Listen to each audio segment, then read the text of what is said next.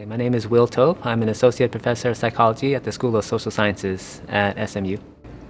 I'm really interested in trying to measure meaning in everyday life. Trying to understand this construct a little bit better. Like what does it mean when people say today is meaningful? For some people it's having a purpose. It's having goals that they're trying to achieve. It's a reason for waking up in the morning. For other people, it's experiencing something significant. It's being part of something that's much bigger than themselves.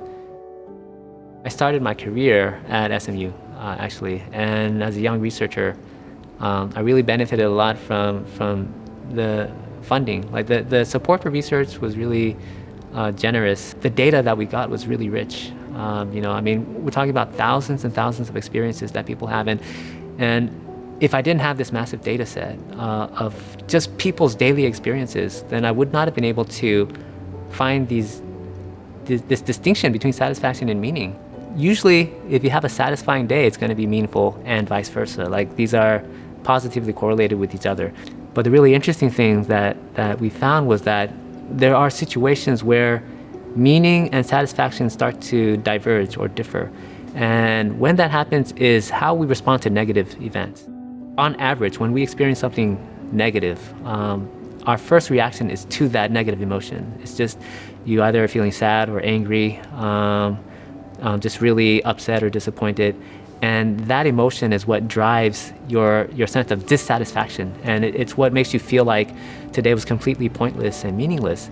But when people are able to distance themselves from the emotion and sort of think more broadly, so we would say in psychology it's at a more cognitive level, right?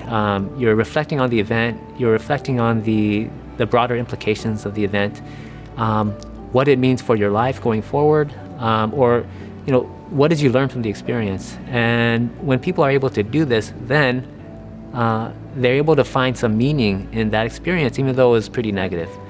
For all of us, actually, we have a capacity for resilience. When we experience something bad, yes, it hurts, and yes, it's negative. But at the same time, if we can find some lesson in the experience, then we can find some meaning in that, and that is what helps us continue going forward, improving our everyday situation.